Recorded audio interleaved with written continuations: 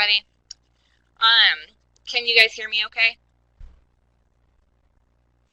Okay, just making sure. So, my name is Chelsea Gregerson. I'm the ALSC staff attorney in Palmer, formerly of Nome. And today, my goal for this webinar is to give some basic information about how to enforce tribal DVPOs in state court and via law enforcement, and then open it up for a discussion about what's going on in your various communities. I see that there's a lot of folks from different communities across the state who are participating. And then address some questions that you may all have about best practices, and then sort of as a group do some solution brainstorming for common issues that might arise in the enforcement of tribal DVPOs. So this is geared toward legal professionals, tribal members, community members, anybody who has an interest in this particular topic. So I do get a little bit nervous doing these presentations, so let me know if I'm going too fast for you guys. You can just type it into the chat box and say slow down. That's completely understandable. So, okay, let's get started. So we're going to discuss exactly what we mean by full faith and credit in a little bit. But for some background information, what I mean by a DVPO is a domestic violence protection order. It doesn't always have to be called this. It may be called a restraining order or just a protection order. But the idea is that there is an individual who's requesting from the tribal court an order protecting him or her from an abuser. So this order will put limitations on what the abuser is allowed to do, like prohibiting him or her from contacting the victim in any way. And if they violate the order, they face consequences. So basically, DVPOs exist to protect an individual from further harm. So let's see. Sorry, I'm looking at the chat box. And we'll go over some of those issues regarding protective orders in a little bit. So we'll come back to that.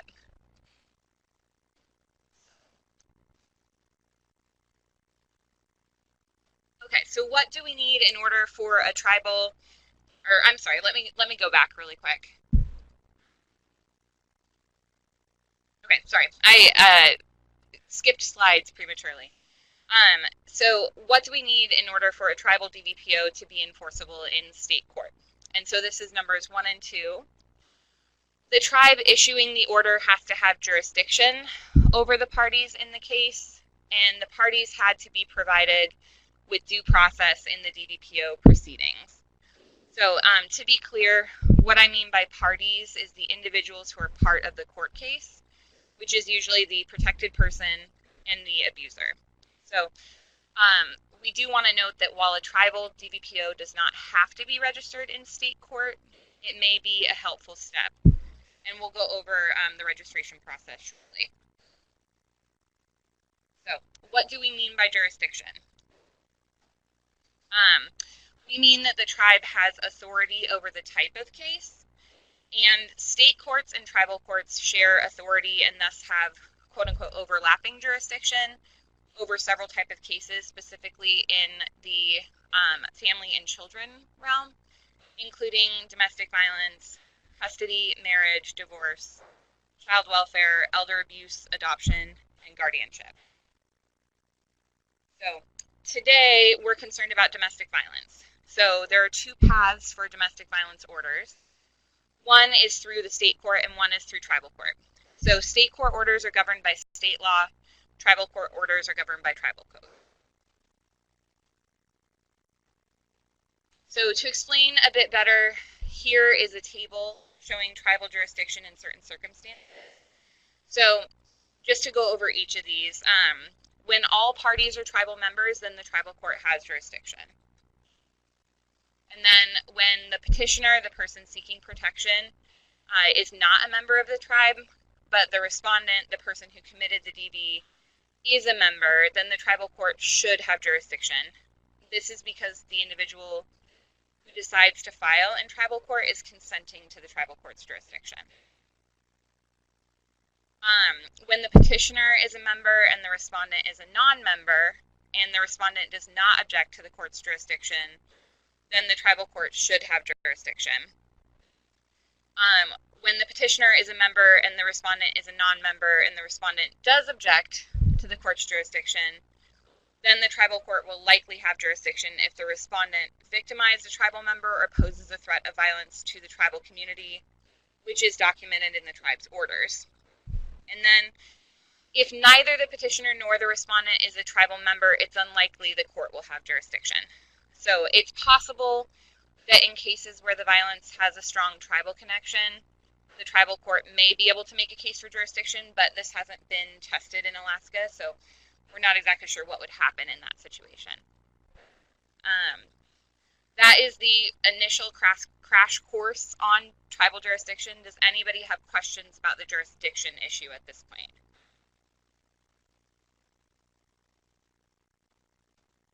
Okay. All right. Sounds good. So we'll move on to what is due process. So the second requirement for enforceability is that there was due process, which is defined as notice and the opportunity to be heard by an impartial tribunal in regular proceedings. So what we mean by this is notice means that the respondent has been informed of the case against him or her and has been afforded the opportunity to present their objections. So a hearing is required in the tribal court under the normal rules of that court. If there isn't due process, then the DVPO can be challenged and may not be honored by the state for enforcement. So, where does the DVPO go? The first thing that we're going to talk about is the optional step of registering the tribal DVPO with the state court. Once the tribal court issues an emergency or long-term DVPO, sometimes called short-term order or the ex parte order versus the long-term order, issued after a hearing is held, the tribal court clerk can send a certified copy of the DVPO to the state court. So some of the benefits of registering a tribal DVPO with the state court are that it'll be included in the state protection order database, and then advanced knowledge that the state will recognize the DVPO in case of an emergency, and if there's any glitch with the DVPO, like missing information that would affect its enforceability, it's good to know as soon as possible. I'm taking a look at questions for a second.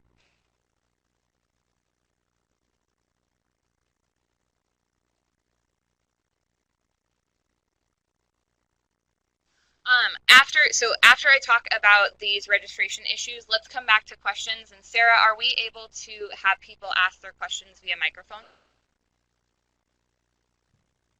Yeah, assuming they have microphones. Oh, okay. Well, I'll open it up for questions in a little bit. So I'll finish the general presentation, which is actually pretty short, and then we can go to questions if that works for everybody. Yep, I think that's a good idea. But if questions pop into your head, just feel free to type them in the chat box so you don't forget about them, and then we'll circle back around. Right, we'll circle back around to everything from the beginning. So, okay, to go back to registration. So while the law is clear, we should note that state court clerks are still figuring out how to put this data into the system, and you may run into some issues with getting these tribal DVPOs registered in state court. We have found that if you want to register the tribal DVPO, it would be helpful to have a conversation with the state court clerk in advance regarding how they want orders sent in. Basically to do some advanced planning in case of an emergency so that everything isn't being figured out in the context of that emergency case, which may be in desperate need of some state court enforcement. So how can you register a tribal DVPO in state court generally? The DVPO can be sent by fax or by mail. Again, you should probably confirm this with the particular state court clerk. Although a copy of the tribal DVPO must be a certified copy, it isn't necessary to have a specific stamp or seal that indicates that it's certified. Certifying can be simple, and it can just include writing a statement on that copy of the DVPO itself that says something like the following, which is, I certify that this is a true and correct copy of an original document on file in the tribal court. So, with a date and a signature. Okay, so what happens after registering it with the state court? After the state court receives the certified copy of the tribal DVPO, likely through fax or by mail, the state court should assign a state court case number to the DVPO and then send the DVPO to the troopers and or police for enforcement. So I do want to reiterate, registration is not required for enforcement of tribal DVPOs. They can also be sent directly to the troopers for enforcement, just without those added benefits that we discussed a couple of slides ago that attach to registering these orders in the state court. So at this point, does anybody have questions about the registration process?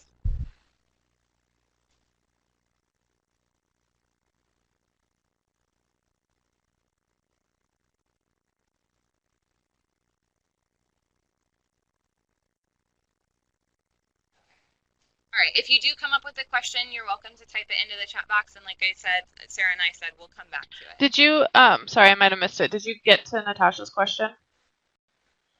Let's see.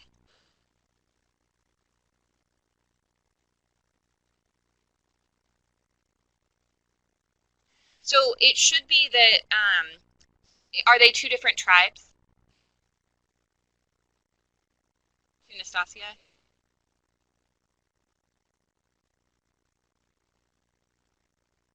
They're two different tribes. So those would be two different tribal DVPOs if they were issued, because they're based off of the tribal code. So it should be, in other words, it should be clear which tribe, which code is governing the case. Does that make sense? It would be within the order itself. Okay.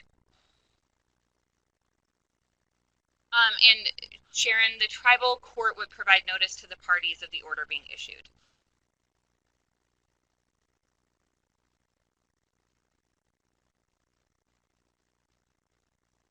Okay. So again, if you guys have questions, type them into the chat box. We will come back to them. Okay, so the full faith and credit, we mentioned this at the beginning of the presentation, but we're going to talk about exactly what full faith and credit means. So giving full faith and credit to a tribal DVPO means that the state enforces the tribal DVPO the same as a DVPO issued by a state court. So this means that state law enforcement will serve the offender and will investigate when the order is violated.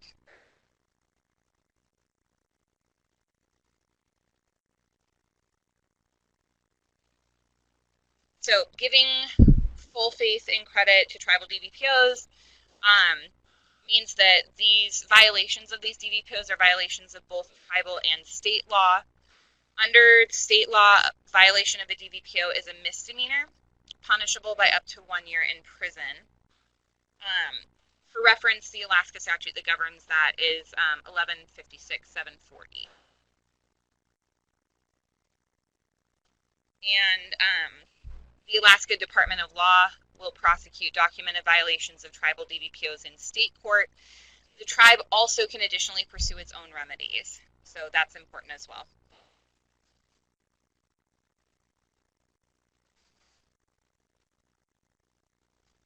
Okay, so to summarize the enforcement process, when the tribal court has jurisdiction and ensures due process, it issues the tribal DVPO, and the tribal court registers the DVPO in state court or sends it directly to the troopers. Then the troopers serve the abuser and send proof of service to the court. Then when or if there is a violation, the troopers are called and they investigate.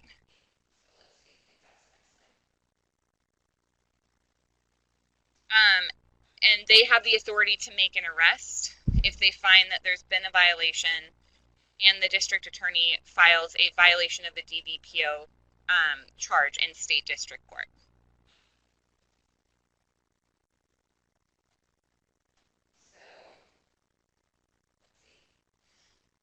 So I have a couple, that's actually the end of the presentation, but I wanted to talk about a few other things that I didn't actually get into the presentation, which is one of the reasons that I want to send sort of a supplement around after this presentation is over. So I wanted to note that the orders should be clearly written, and there's some fundamental pieces of information that should go into tribal DVPOs to ensure that they are enforced by the state. So here's a general list, and like I said, I will be sending this around afterward. So they must name the person to be protected and the person against whom the order is issued. So the petitioner and the respondent. They must be specific with respect to the geographical range that the restricted individual cannot enter. So if that's a residence, if that's a certain area, if that's a certain radius around the tribal office, something like that, it's just specificity is important. It must have effective dates when it goes into effect and when it expires. And it must be non-expired in order to be enforceable. And it must be very clear regarding the restrictions they're imposing on the restrained individual. It should explain what tribal law gives the court authority to issue the DV protection orders. It should note how the court has authority over the parties. In other words, how the tribe has jurisdiction. It should also describe how the court notified the respondent of the petition and the hearing and provided an opportunity to be heard. So those due process rights. It should be clear about what act of domestic violence the court believes the respondent committed. These orders should avoid vague terms like reasonable. And it should provide the tribal court clerk's telephone number. So that's just a list of 11 things that make it much more likely that these won't run into problems during enforcement. And I will send these around later. So to give a couple of examples of situations that might give rise to issues with state court enforcement or state enforcement is it's not enough to say that an individual has to stay out of the village of X because there's not an easily identifiable border for the troopers to enforce. So that goes back to the specific geographic area. So it's easier for cops and troopers to enforce if the order says this individual has to stay 5 miles from the tribal hall or some other identifiable measurable location. And then it's also not good enough to say that this individual is a threat to the entire village, so an order can't be issued protecting all members of the tribe. It needs to be issued to protect a particular person. So, looking at questions now.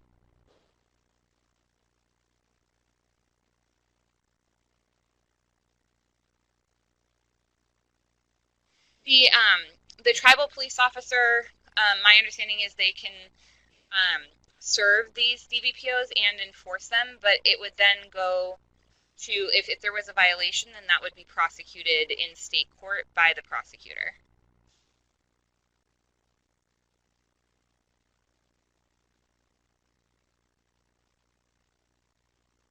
Andrew Larson, what was your question?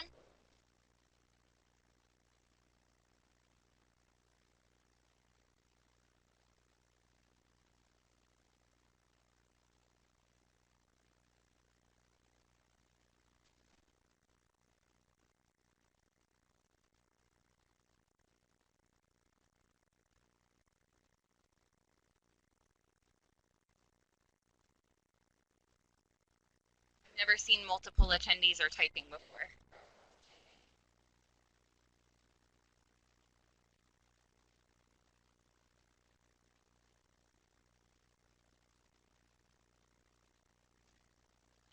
I'll come back in just a second to the questions. I just wanted to give a quick rundown of ALSC's role in this process. As far as what ALSC being Alaska Legal Services Corporation that I work for, we can advocate for tribes or individuals who run into problems with having tribal DVPOs enforced. We can also assist with the drafting of DV codes and code development that would give rise to these orders being issued. I've assisted in drafting one tribal domestic violence code. Many attorneys in my organization have been assisting other tribes throughout Alaska with developing their codes, and that's sort of an ongoing process. And if you have any questions about these things, or you have individual tribal members who are experiencing problems with this, you're certainly welcome to refer them to the local ALSC office and see if we can help. Okay, let's see. Reading back over questions.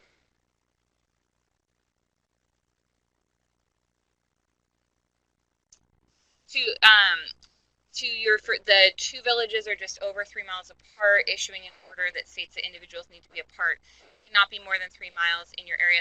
That would probably be true. That's correct. And then repeating the response to her question regarding the police officer's role in processing the DVPO, my understanding would be that that individual would be able to serve the DVPO on the restricted person, and then if there were a violation, I'm not exactly sure what the interplay between the troopers and the TPO would be, but I don't see an issue with them enforcing it. They would report it to the troopers, and then it would go to the prosecutor for enforcement in state court via a misdemeanor.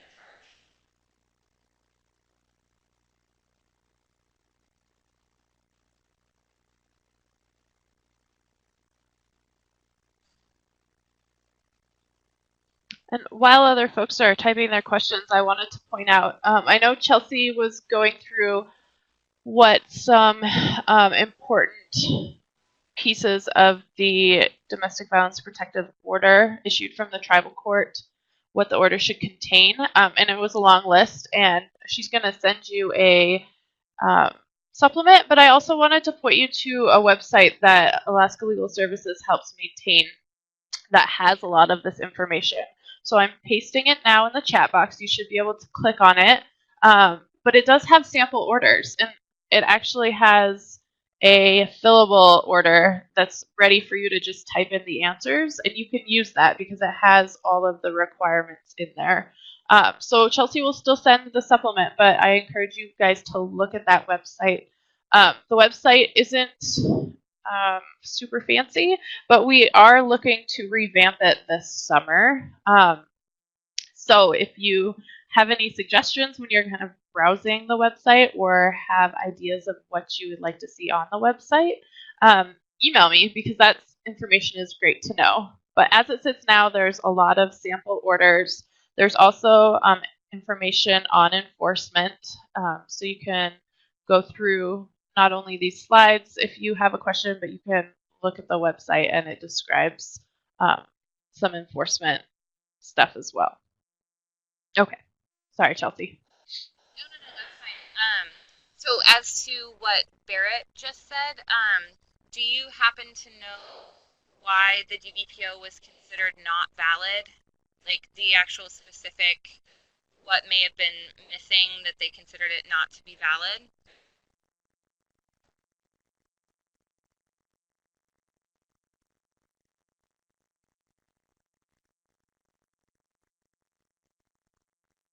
And that, just to be clear, so this is in response to saying I've had a case where a petition was filed in state court and denied by a judge with insufficient evidence. Then the same person filed a petition with the tribe that was approved. The tribe's lawyer said the DVPO was not valid. I mean, it's imaginable that those rules could be slightly different, and every jurisdiction, every court is different too. I mean, I used to practice in Nome, and now I practice in Palmer. And I can tell you that there are even state court DVPOs that I've seen would have been enforced in one court that are not enforced in another, would have been enforced by one judge but not another. So just because a DVPO is denied in state court does not defeat it in tribal court by any means. Yeah, I think that's a really good point. Just to reemphasize that, even if a judge in a state court decided that there's not enough evidence, the tribal court proceeding is totally separate. So those judges, the tribal court judge or judges, can listen to evidence and make their own decision. They don't need to rely on what the state court decided at all.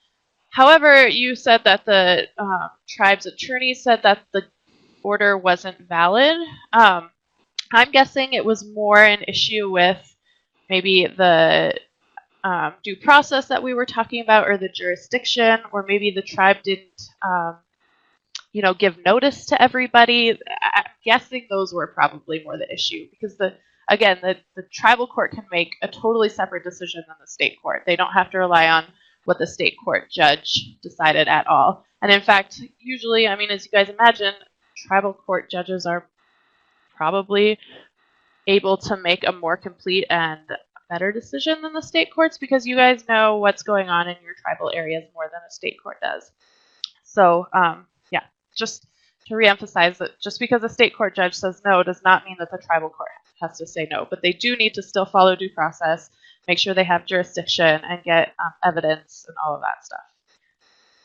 And just to be clear too, oftentimes, there's a lot of issues that occur in state court that may not be, prevalent in tribal court. There's a lot of funding issues. We see a lot of orders that may, that we think are valid that get denied as well. So what happens in state court certainly shouldn't dictate what would happen in tribal court. So Autumn's question, if somebody's calling to intake, should we be asking if they want to pursue a DVPO within their tribal jurisdiction or state jurisdiction? Tribal DVPOs aren't necessarily available in every jurisdiction. If you find out that somebody is a tribal member, it may be good practice to ask if they have a tribal court or tribal DVPO option available in their area. Generally speaking, if they're reaching out to us, I haven't asked that question, but it may be something that we should ask. Specifically, as these tribal court orders are proliferating and we're seeing more of them, it may not hurt to add that to our ALSC intake for DVPOs.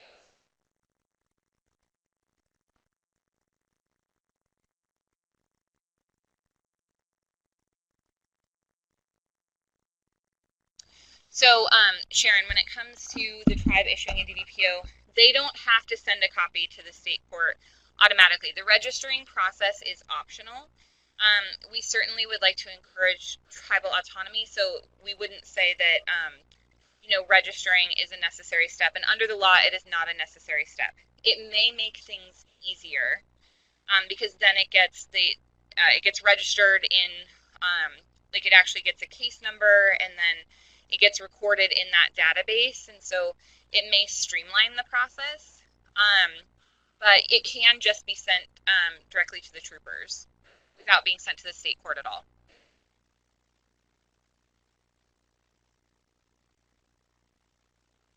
But registration, there's no harm in registering it with the state court. It should be recognized by the state court without being re-adjudicated. So when we were just talking about somebody going to the state court and getting denied, if it's issued in tribal court and it is enforceable, then the state court should just register it without re-going through the validity of it.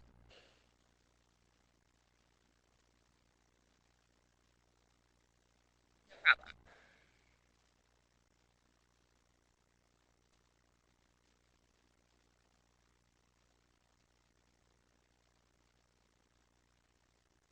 So the other thing I want to mention is that I did try to reach out to prosecutors and see how often they're actually prosecuting violations of DV protective orders. I don't have that information at this time, or if people have run into problems with getting violations of tribal DVPOs litigated in state court, but I may have that information by the time I send around supplemental information to the participants. So I'm waiting to hear back from a couple of attorneys with the DA's office, if that would be of interest to folks.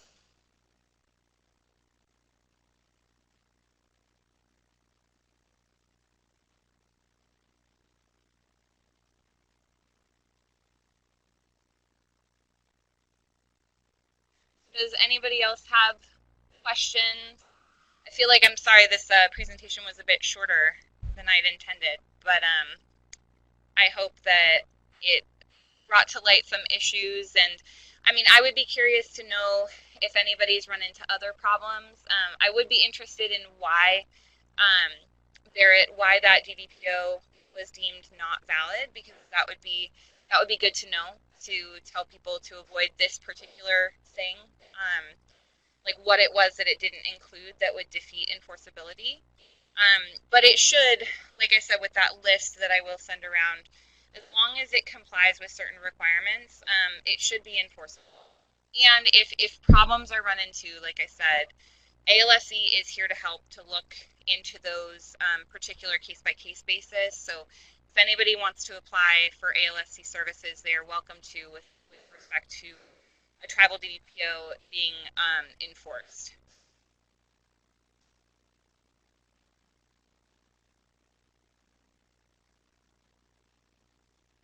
So the jurisdiction issue, does the tribe have jurisdiction over everyone living in that tribal area, even if the person isn't Alaska Native? They should be, somebody in the case should be a tribal member. So if something happens in tribal jurisdiction, like on tribal land, then it's possible, like that was the untested situation, I believe. Going back here. So it's about tribal membership rather than where, so I mean, if an individual isn't Alaska Native, they would not be a member of the tribe.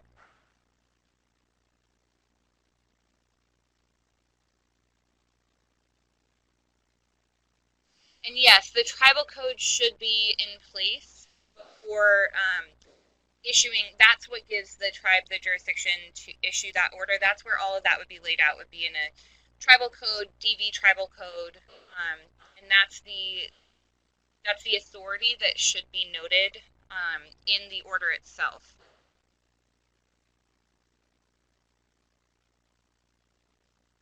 And then theoretically, I mean, the tribe should need to have a functioning court in order to have a hearing. I mean, the impartial tribunal component of due process would require a hearing of some kind. Sarah, would you agree with that? Yeah, but I think it's also true that a lot of smaller villages use their tribal council or a section of their tribal council as their tribal court. Yes, agreed. It doesn't have to be formally called a tribal court with all of the functioning components, but it would have to be compliant with that tribal code. Agreed. Yeah, and I think, you know, tribal code, again, it doesn't necessarily have to be written down. We know that tribes carry their laws from, you know, centuries ago. You've been using your own laws. But it is helpful to have a written tribal code. And if that's something that your tribe does not have, again, we encourage you guys to contact us, and we can work with your tribe to develop a written code. Then once that code's in writing, it's easier to refer back to. So if that's something you're interested in, you can always contact, you know, talk to your tribe or talk to your council members, and then we can work on that with you.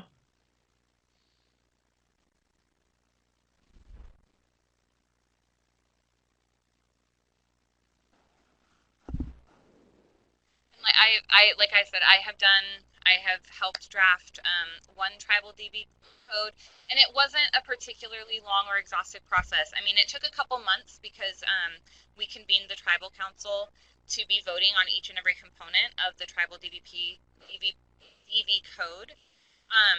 But otherwise, I mean, it could take as short as a month to get something drafted and written in, and it could take as long as it needs to have consensus among the council about what components everybody wants in their DVPO.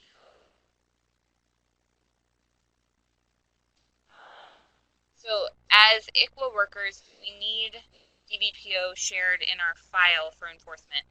Could you clarify what you mean by shared in your file?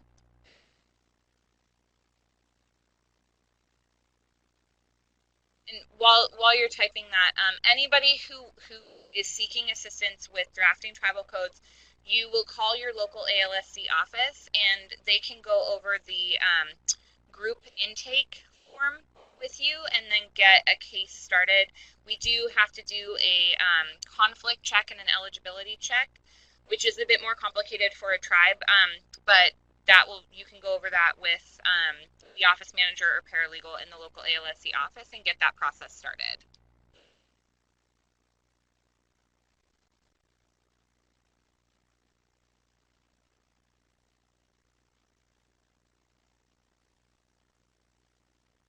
Yeah, Sharon, you mentioned Alaska Tribe's website, and I did provide the link above in that chat.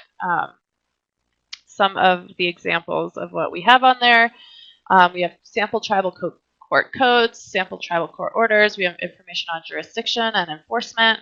We also have information and resources for state court ICWA cases. So I know we have a lot of ICWA workers on the line. So there's some information there that you might find useful. We have information on tribal adoptions. We have a bunch of major legal decisions posted. And like I said, the site's probably going to go down later this summer for a revamp, but all of that information is currently on there. So feel free to take a look. So, Andrew, you're saying that you don't get copies when you're done in state court or related to the safety of children. So I'm not sure about the interplay going back the other way with state court DVPOs going back to the tribe.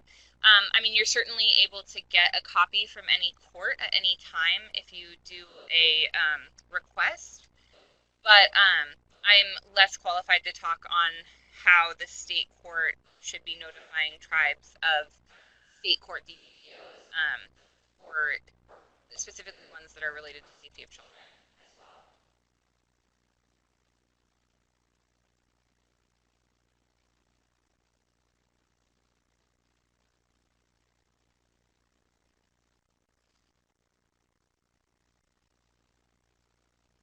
Did anybody else have some questions? I do think it's important to reiterate that that ALSC would love to be doing more tribal code development. It's something that we have wanted to do for a long time. We're in the process of doing, and I'm not sure if we had a streamlined way of reaching out to various members of the tribes. I do believe the tribal president has to be involved in the group intake. So it's something that if you are looking for tribal code development, you should talk to the tribal president about if you're going to call the local ALSC office and do an application as well.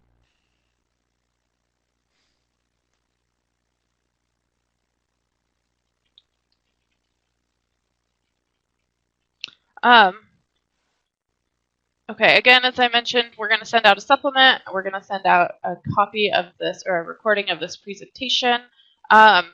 If you have an email from me to register, then I have your email address, but I see some names on here that I don't recognize, which means you probably got the link from a coworker or a friend, which is totally fine.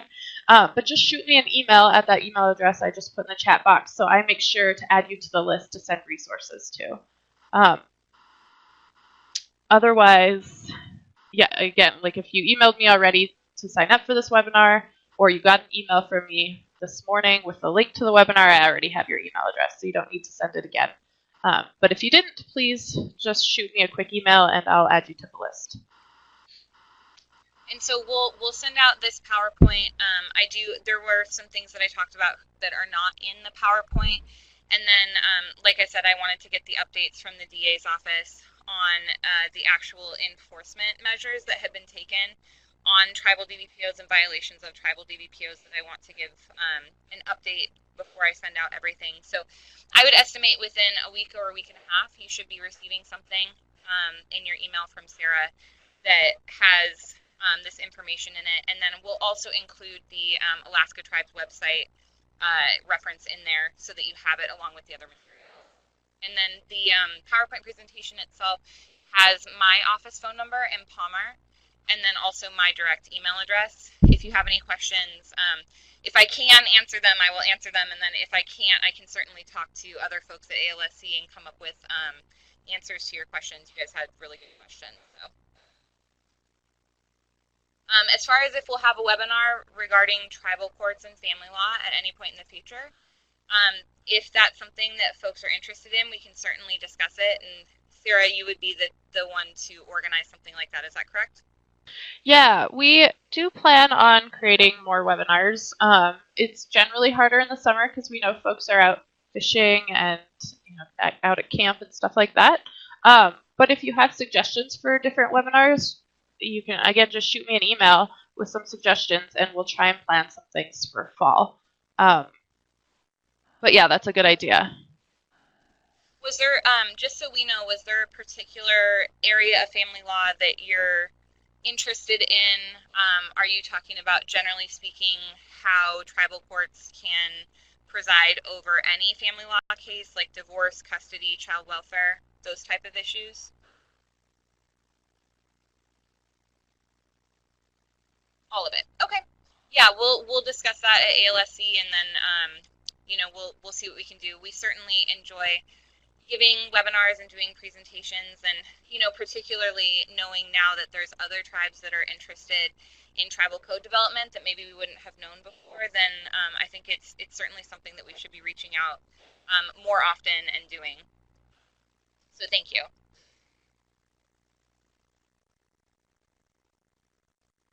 Great. Well, if there's no other questions, I'll go ahead and end this webinar. Like Chelsea said, look for an email. I'm just going to send one big email with all of this so you're not getting a bunch of small emails. So in about a week and a half, I'll send you a copy of the recording and we'll follow up with those additional resources. So thanks for taking time out of your afternoon to attend, and we look forward to hearing from you soon. Bye, everybody. Thanks, everybody. Thanks, Chelsea.